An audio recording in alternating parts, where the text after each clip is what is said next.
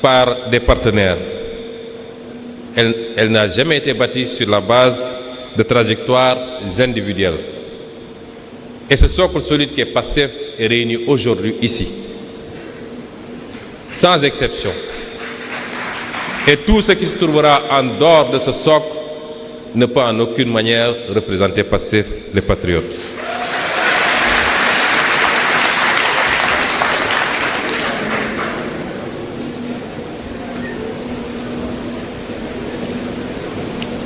Notre révolution repose sur un peuple, un parti, une mouvance, une conscience historique collective, à travers une orientation stratégique.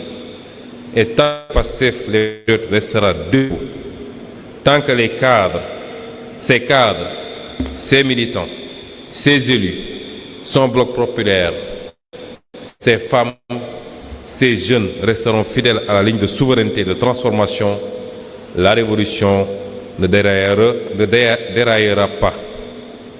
Chers militants et militantes, chers congressistes, nous devons rester fidèles à ce qui nous a fait naître.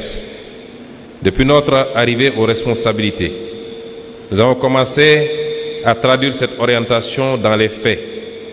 Non pas parfaitement, et en 2 ans, même en 20 ans, on ne peut pas avoir une action politique parfaite, a fortiori en 2 ans. Non pas sans difficulté également, parce que vous savez tous l'héritage budgétaire et financier catastrophique qui a été le nôtre. Mais avec une ligne claire, de remettre l'État au service du peuple et replacer la souveraineté au cœur de l'action publique.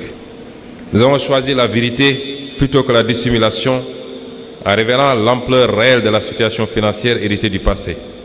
Nous avons engagé une politique de rationalisation de l'État et commencé à remettre la production, le travail et la souveraineté économique au centre des priorités nationales. Nous avons adopté une ligne intransigeante pour la transparence dans la gestion publique en luttant contre toutes les formes de corruption. Toutes les formes de corruption et pour la reddition des comptes, nonobstant les sabotages internes dictés par des calculs politiciens. Nous avons également entrepris la renégociation de plusieurs contrats dans tous les secteurs, et notamment les secteurs miniers, pétroliers et gaziers, afin que les ressources du Sénégal profitent davantage au peuple sénégalais. Car un peuple ne peut parler de souveraineté lorsque ses richesses financent d'abord la prospérité des autres, pendant que ses propres populations croulent sous l'endettement, la pauvreté et la précarité. Nous avons accordé nos priorités aux véritables secteurs stratégiques pour une souveraineté agricole, alimentaire, énergétique, sécuritaire et j'en passe, plutôt qu'aux investissements de prestige. Nous avons refusé les dictats exogènes et recouru à des mécanismes endogènes et citoyens de financement de nos politiques publiques pour faire face aux conséquences désastreuses des errements du passé. Nous avons refusé de sacrifier le pouvoir d'achat du peuple déjà durement éprouvé sur l'autel d'un ajustement sauvage.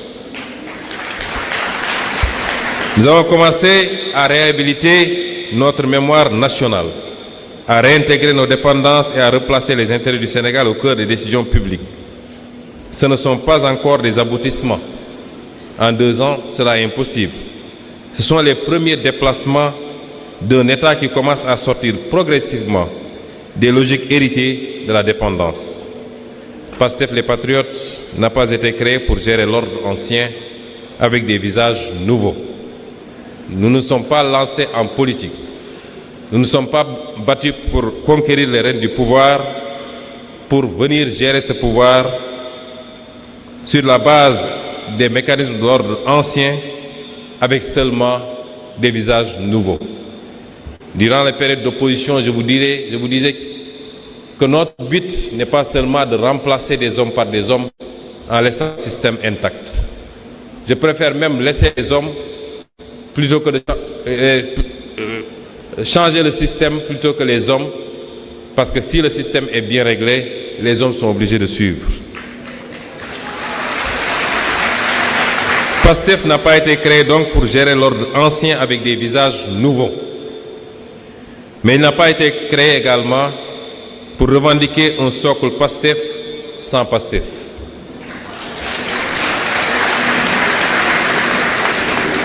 Chers frères et sœurs, la tendance à l'embourgeoisement, à s'éloigner du parti et du peuple, ne peut pas prospérer. PASTEF a été créé pour dépasser l'état postcolonial et reconstruire le Sénégal autour du travail, de la dignité, de la justice et de la souveraineté.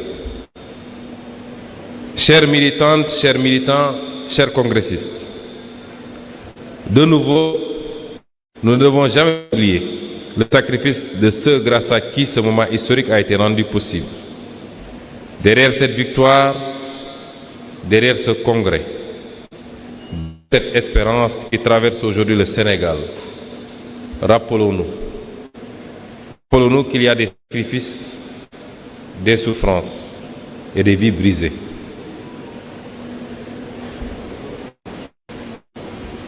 Nous pensons à tous ceux qui ont été arrêtés, emprisonnés, blessés, humiliés pour leur engagement. Nous pensons à ces familles qui ont vécu l'angoisse des disparitions, des procès et de la répression.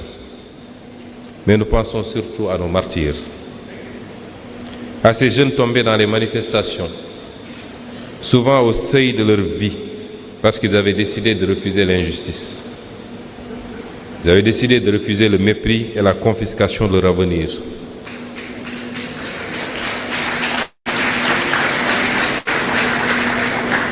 Ils ne demandaient ni les privilèges liés au pouvoir dont certains semblent vouloir jouir aujourd'hui sans retenue. Ils ne demandaient pas de faveur.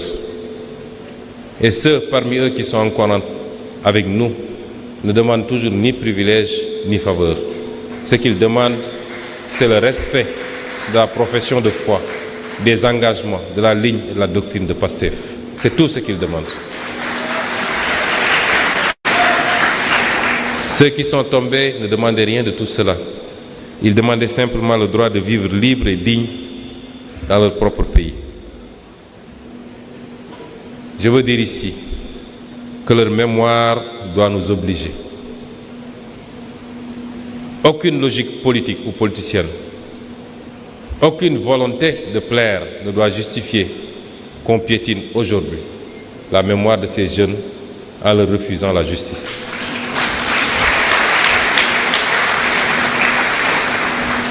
Nous n'avons pas le droit de trahir leur espérance en transformant cette révolution en routine administrative, en compromis de confort ou en simple alternance politique. Car le sang versé par un peuple crée une responsabilité historique.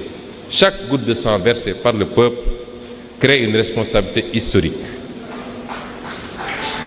Car une révolution qui oublie ses martyrs finit toujours par oublier son peuple. Chers frères, chers sœurs, nous ne menons pas ce combat pour le seul plaisir des mots ou des symboles. Nous le menons pour construire un Sénégal nouveau.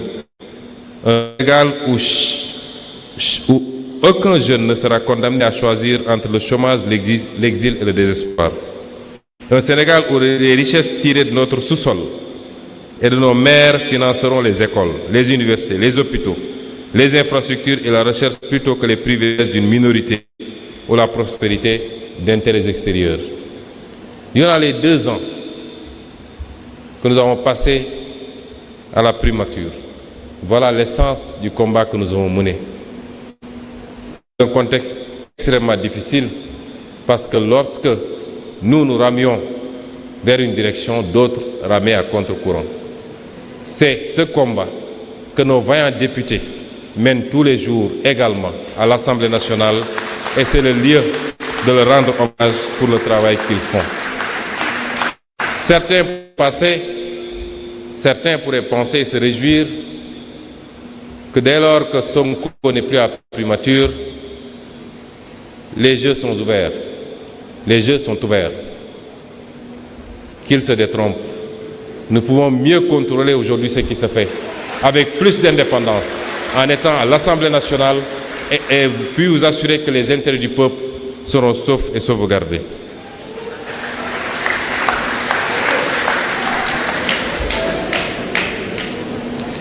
Notre ambition est de bâtir un pays où le paysan vit dignement de la terre, où les ressources halieutiques sont préservées pour nos pêcheurs et où le génie de nos artisans et entrepreneurs patriotes transforme et crée la richesse sur place. Un Sénégal où le diplôme ne conduira plus à l'humiliation sociale, où l'école formera des citoyens confiants dans leur histoire et capables d'inventer leur avenir. Nous voulons un Sénégal où les femmes seront pleinement reconnues comme des forces centrales de la transformation nationale, où les jeunes auront accès au savoir et à la responsabilité, à la culture, au travail.